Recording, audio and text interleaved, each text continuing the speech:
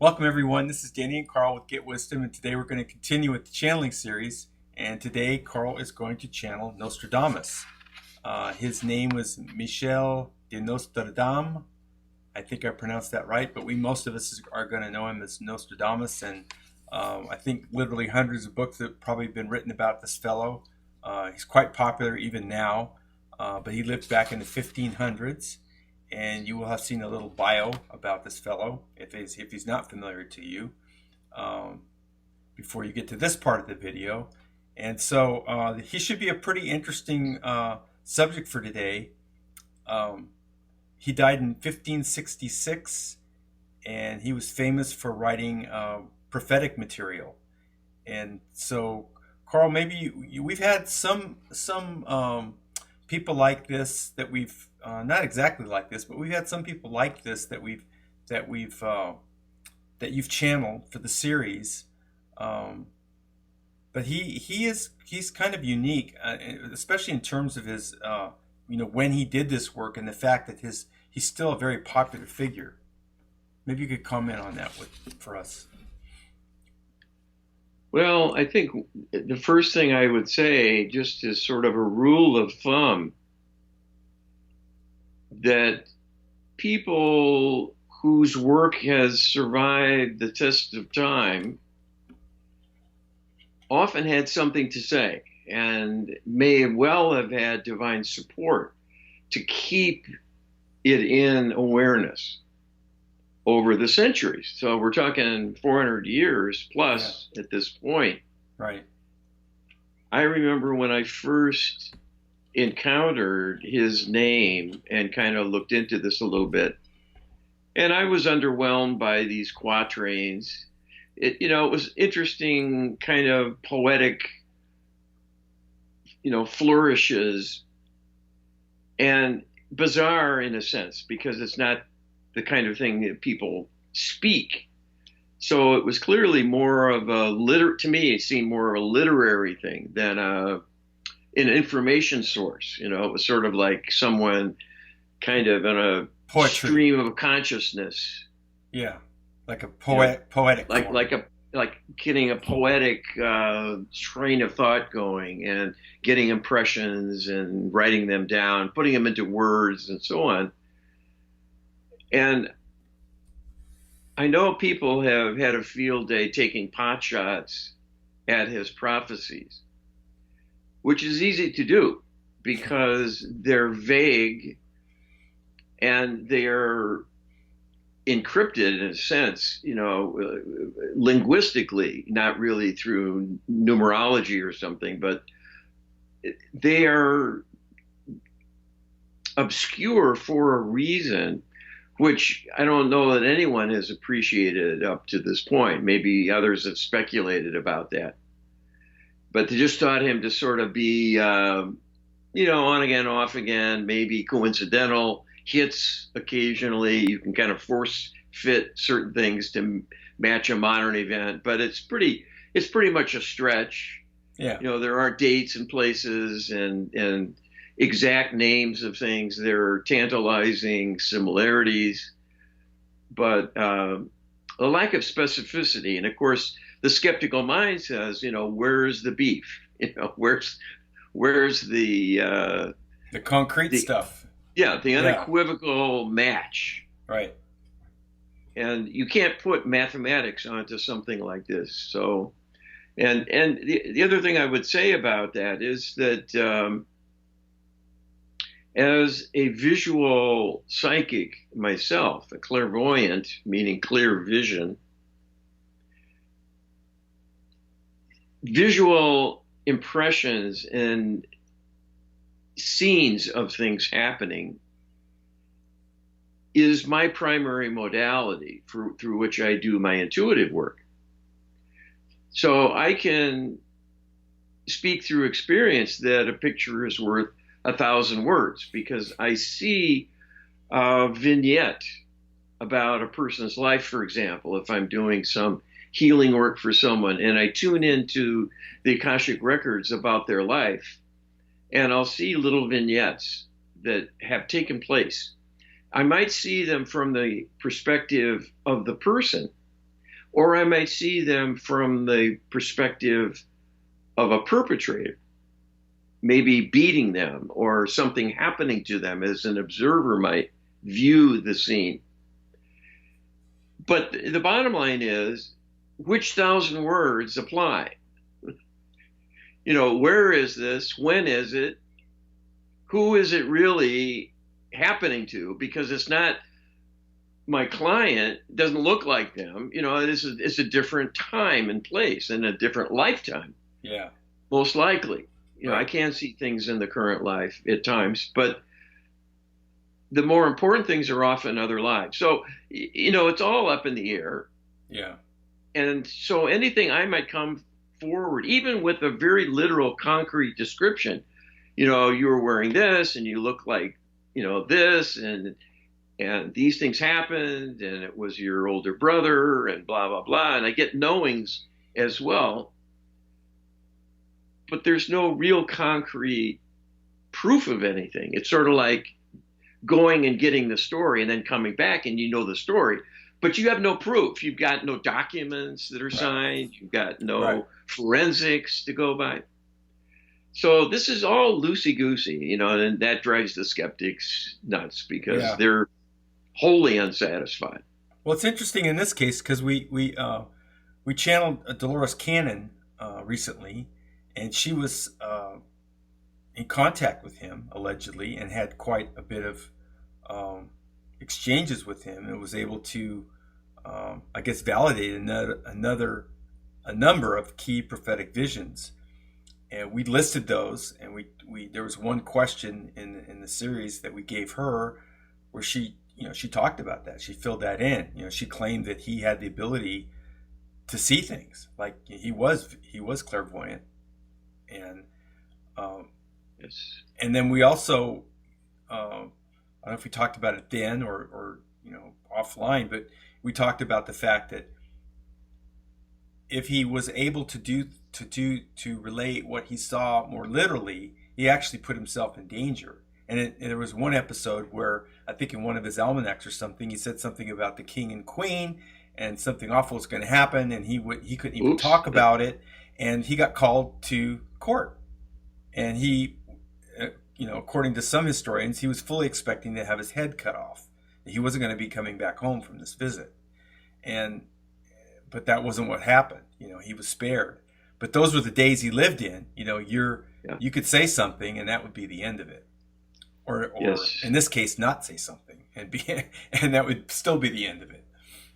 Well, yes, and knowing all I know now about the way the world really works, and the fact that we have very dire circumstances going on, and that this is the continuation that's gone on all through history, it makes perfect sense to me that someone in that position would have to be circumspect and divulging too much. And that kind of experience, I'm sure for him, was very educational, to drive that point home, that he better be darn careful to not stir up the beast, the powers that be, because it's dangerous. The line in the sand is a moving target, actually, Yes. Yes. And it's funny too, because the scholarly endeavors around his work have kind of taken on that flavor as well. You get some where that everybody's just piling on and believing that the previous interpretations of from French to English about what he said, and then you go back and you look at the French again and say, well, is that really what he said? Because whoever was translating it maybe didn't know how they were using the language back in the day, or what he was using as reference material. And that's one of the things we're going to discuss about in the line of questions. In fact, we just kind of added this other question about bibliomancer, which is going back to historical texts. In this case, probably would be applicable to him, where he would just open up a book, read some account of a historical thing, and he allegedly believed that history repeats itself. And so he would have this episode in the history for his day, and that would be something that would occur in the future. And that was, according to some scholars, is what informed him about these, or part of his skill set for being a prophet, which he also denied. When people called him that, a lot of times he would say, "Oh no, I'm not a prophet," but that's what he's known for, is giving prophecies. Well, it's interesting because there are many people who see prophetic visions and are not certain about even what it is they're experiencing. Mm-hmm. But I know it when I see it. I have a sense and an intuitive recognition that is what it is. And if I consult with Creator, I'm told, yes, this is a prophetic vision the person had. And I have someone right now I'm communicating with who has prophetic dreams with regularity and keeps a journal. And so this is not uncommon at all. I have them, you have them, everyone has dreams of that kind. Because in the dream state, part of our mind can go out into the future and look at future projections within the current life and beyond. We're always creating a further future life extension. And it is ongoing in parallel, and it's being created by the energy we stir up with our doings. And it is the potential for what comes next. And we're already creating that to bring it into fruition. So there are a ton of these going on, all in parallel. So there's complications here because they can be things in other timelines that precede the current life, as well as happen subsequently from the perspective of the human observer. It's all simultaneously, but there is some before and after sort of relationship here, because it's not all instantaneous. It's really a parallel exercise that has some, forward and rearward aspects to it. Mm-hmm. So, and then the other thing about this is that the future is fluid. It isn't carved in stone. Things are not predestined with finality to take place. They are merely projections with a certain probability. And that can be changed. Right. It can be changed by the divine realm in response to prayer work that's done, or to healing that is brought about maybe by individuals themselves through acts of self-forgiveness or forgiveness of others, or another way of receiving some kind of closure for a trauma that puts it to rest. And then the need to re-experience that goes away.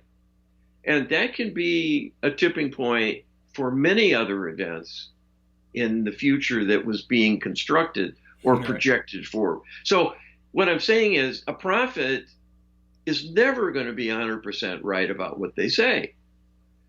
So you might as well get out, throw away your sense of math here, because the future is so malleable. Many things will come and go, and they might be present. One day you sit down and look forward, and then the next day it might have disappeared because something intervened on that timeline to foreclose that big event. Mm-hmm. We've had a number of times when we've gone up to the brink during the course of my lifetime, right, with possible nuclear war and so on, that could have really all but destroyed humanity. So someone a few hundred years ago looking at these times might well see the former, right, and not see the fact it got forestalled because there were enough people here and praying for better times and better relations among the superpowers. And that was something the divine realm did between that point back in the day when people saw this future possibility. Right. Creator may have engineered this population explosion so there'd be enough people to get a critical mass of light going, that kind of thing. Right. So this is very uncertain business. And the question is, how is this really helpful? And in that context, you might conclude maybe it's not so very helpful.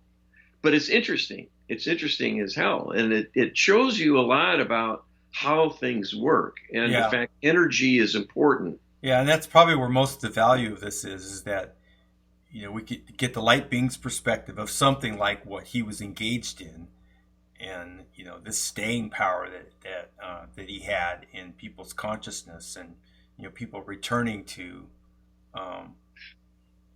these prophecies, or so-called prophecies.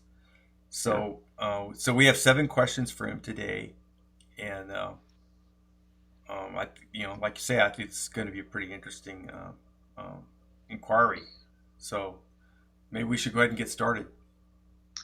All right, fine by me. We'll see what happens. This will be an interesting one. I just wanted to add a comment. When we channeled Dolores Cannon, and you asked her about her getting channeled information from Nostradamus, I was surprised by the answer. I was fully expecting that might have been bogus. It might have been an imposter, right? Because she was coming specific. in. And, we specifically asked that question, whether it was actually him or not. Yeah. Right. And it turns out it was him. So I was surprised. So there you go. Yeah. So he clearly was doing what people have attributed to him. Yeah. And so to me, it all fits together then, that his reputation and the interest in him has survived all this time for a good reason. Yeah. It's showing us the example of what is possible in using the mind, the on-local consciousness, to reach out and see things. Yeah. The problem is always on the interpretation end, and knowing what you're seeing and why, and whether it relates to something going on now that you can do something about to affect that future, or what. Whatever the case might be. And without knowing something about the time domains you're viewing, you're really wandering around in the dark, in a sense. So it's entertaining. And it's something that it kind of sorts out things after the fact, maybe more than useful as a prognostic tool. Yeah. But I also know, and I'm hoping to get some perspective from him today, that prophetic visions are a way the divine realm does warn us. Mm-hmm. And I know people right now are having prophetic dreams about catastrophe for a reason, that this is the current probability, unless there's enough healing for humanity. So that's a discussion for another day. But it makes the point that these kinds of talents and skills have utility in the right hands and used the right way and with the right perspective. And okay. Agreed. All right. So let me take a moment to get in the right state of consciousness to connect. I do this going to Creator of all that is to help connect me to my target, rather than just do it through my own, psychic reach. And I do that for the purposes of safety, to ensure I don't connect to an imposter who steps in and wants to fill that gap and be my new best friend or whatever. And that's a slippery slope most channelers fall into, not being concerned with safety to begin with. And it's a point I like to make, because one does need to be careful and vigilant, and especially as channelers, to do so. And it also means take whatever you hear with a grain of salt. You be the judge. And all I can promise you is that I do my very best to safeguard my work and hope that I can maintain this standard. But there is no guarantees with this sort of activity ever. There's no way to be certain of things. The divine realm cannot prove its existence. It's easier for an imposter to do something elaborate and impressive to convince you that you're talking to something that's got profound knowledge than it is for the divine realm to do so. Because if you put a divine figure to the test and say, show me something dazzling, amaze me, they'll see that as a test and then they'll stand back. Mm-hmm. They're not allowed to do that. So if you come with doubt, they have to shut down. And then that leaves you in doubt still, but you have created that level of, exchange. Yeah, we get the skeptics win. Yeah, that's right. It's very frustrating to me as a channeler, because I would love to be able to do that, go out on a stage and like dazzle everyone with, the Almighty coming through and making a show of it and so on. But that isn't Creator's agenda. Right. We're in this test of us right. to see how do we do when we're all on our own. A test with meaning. Yep. And it's a tough one. It's a tough test. So maybe Nostradamus will throw us some crumbs and we'll advance our knowledge a bit. And you got to respect a guy who sticks his neck out as he did in a difficult era. Yeah. And left a mark that lasted 400 years and counting. Yeah. We haven't been called to the King's Court yet, so we'll be thankful for that. Well, let's hope it doesn't befall us, Denny. Right. All right. Back to business. Okay.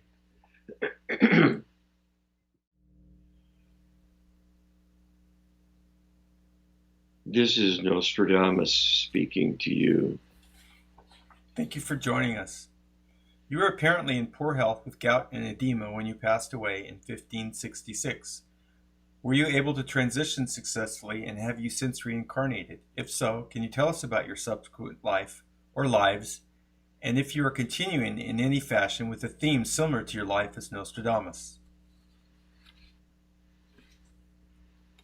I struggled with my transition. Like many, it was through too great a state of ignorance to be properly prepared. I had great fear growing within me. This was the kind of fear most have, the anxiety and fear of death as well. I lived in harsh times where ruling and judgment were followed swiftly by severe punishments and often execution. And having been close to such dire circumstances, and death being no stranger to me and my family, I held great fear of what lay ahead, doubting myself, you see. This is a trap. It is a trap you can avoid by cultivating a partnership with the divine, so that you pass away eventually, knowing that God is your friend and you belong together, for you are truly one. And this is a birthright and a blessing. This can protect you from many, many difficulties. My good fortune was I had people pray for me and pray for my soul and its safekeeping.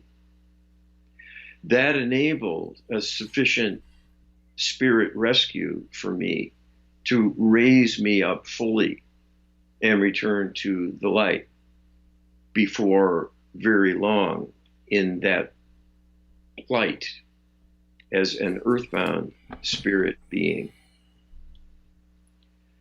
It is something to be avoided, and we encourage all who hear these words to heed this warning and work on your preparation for what comes next, because something surely will.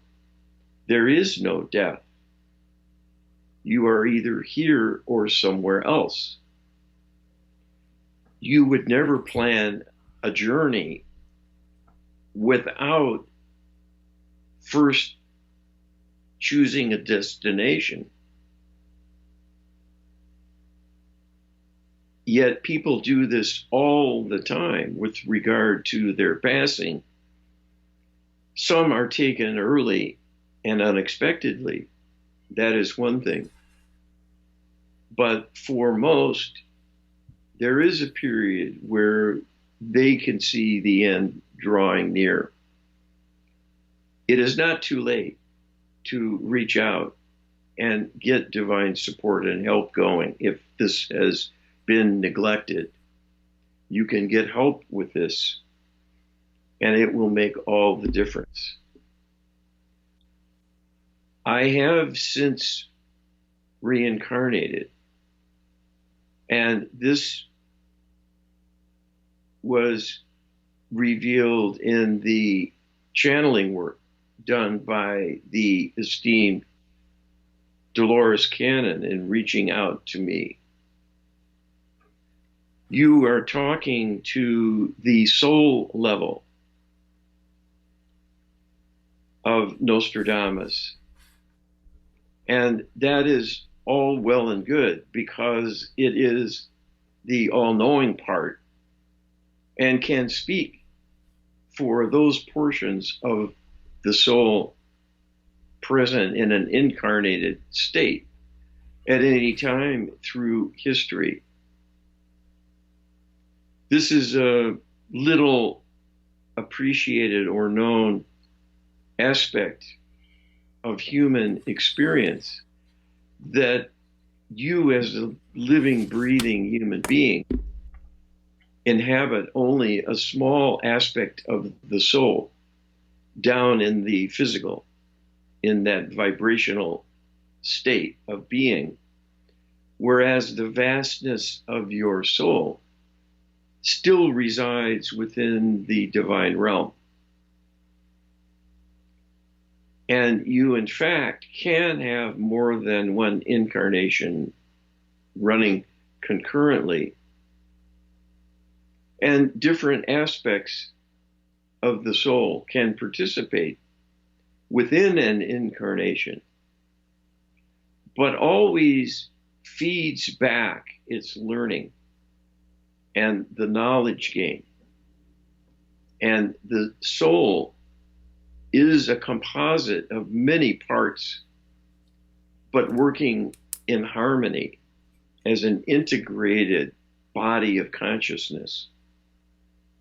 So you are in good hands, and there are many things we can share with you about our adventures and the adventure of life and the manifestations of consciousness that so much of my life work represented.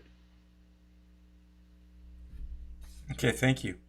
Given that you were able to see great things in the future, to what extent were you able to see dark doings of the interlopers and the dark spirits? I was focused on the Akashic records of future experiencing. And this was the intention that I held within.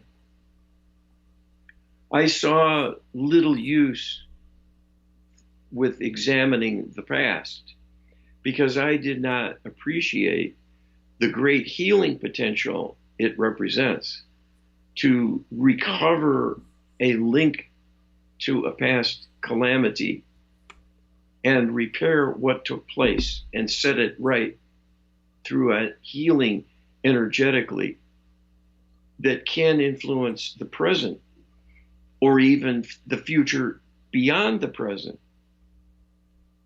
So I was looking forward, and as happens in the way that your intuitive reach functions, intention is everything. It is the guidance system. You do not have a control panel with knobs and levers and switches and knobs to change the channel and so forth. You only have the intention in the moment to determine where you wish to reach, how long you wish to stay there. And then what happens will be up to the inner whims of the subconscious, engaged with the exercise as the experiencing level of the mind. My explorations were intended to enlighten about all manner of doings.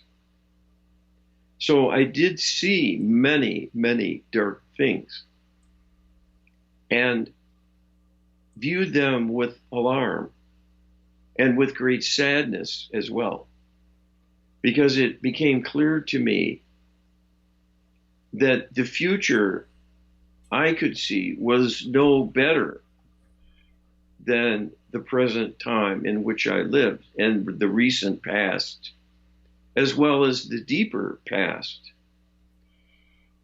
In seeing history as littered with victims, the many conflicts that blossomed into full-fledged warfare, the many mass deaths through things like the plague. These I would see in the future as well, and became quite a source of worry for me, because I failed to reckon with any feeling of certainty. Even though I could see a time when things were improving, it was indistinct enough and distant enough to give me pause as to whether I could believe in it. And it certainly felt to me to be quite distant, and left me very unsatisfied with the realization it would not be happening to me personally. There were too many dark things in between, for one thing. I always was uncertain about timing relationships. And this is because my experiencing of my visions was very much as you were describing and discussing prior to connecting with me, that it is difficult to pin down. Some are better at this than others. I was less concerned about the precise aspects, but still was mindful of trying to comprise a kind of timeline of events, knowing this would be of interest, and also wanting to satisfy my own knowledge and curiosity. But it was a weak point in my prophecy. And as you were discussing as well, there were things I envisioned that no longer are within the probabilities and have since faded. But life being what it is, with its ups and downs and the vagaries of the interlopers working against you, they are forever hatching new schemes and deciding on new ways to manipulate and torment. So the old oppression and suffering and acts of warfare and natural catastrophe that have been forestalled are most of the time simply shifted to other times and places.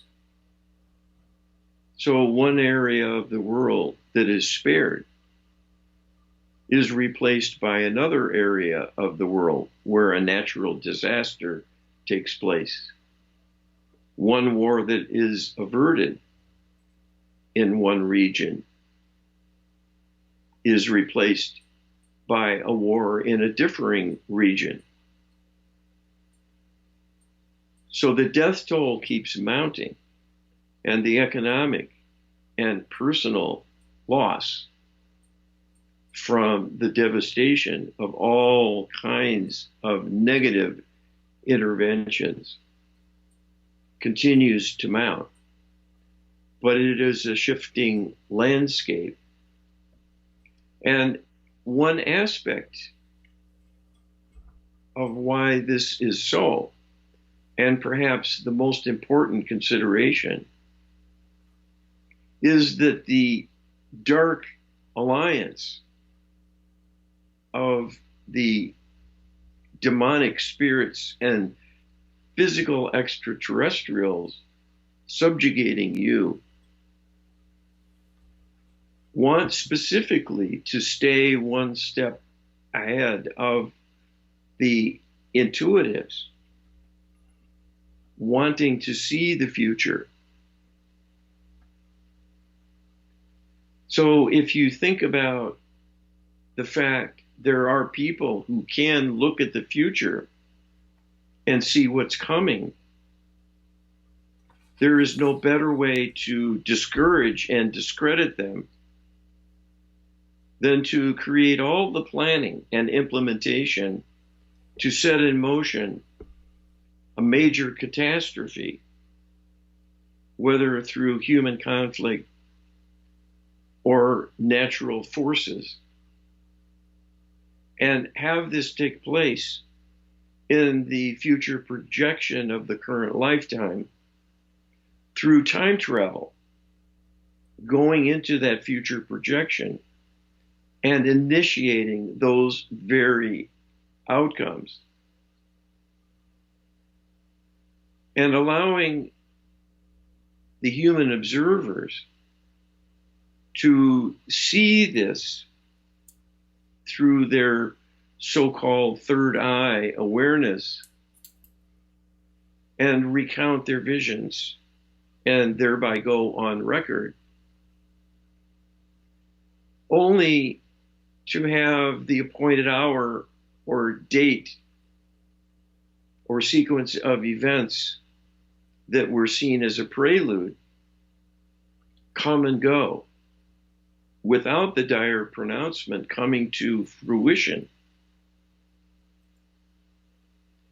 And that is simply because, having created the prophecy, they can go back into the future and undo it.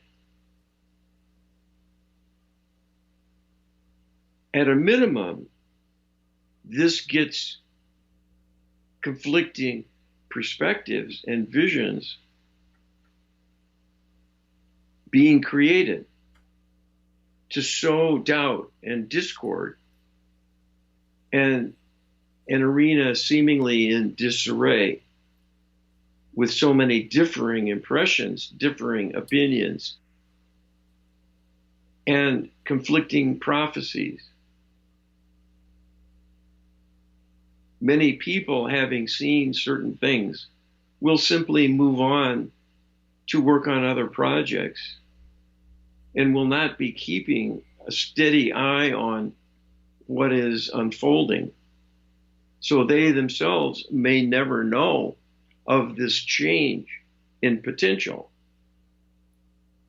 If they go back and see it, they may then begin to doubt themselves that what they saw so clearly and so powerfully must have been a miscue, a misinterpretation, a misfire of some kind, getting the wires crossed in some way, perhaps seeing a different time and place than was presumed, and so forth, and will not come forward and subject their observations to an analysis, thinking it will only cast aspersions further on their reputation.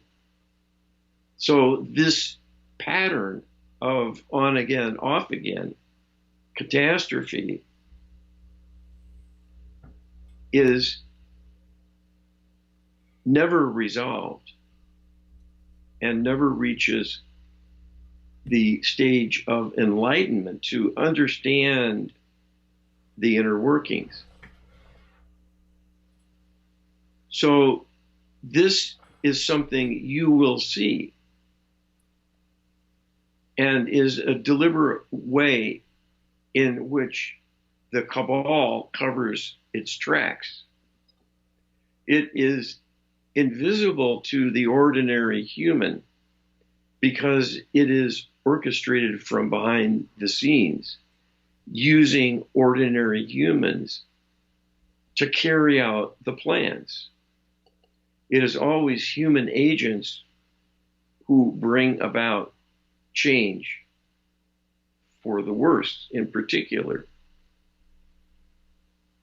with the exception of natural disasters, when severe, being strictly created by extraterrestrial technology, masquerading as an act of God, so to speak, done through nature and natural forces.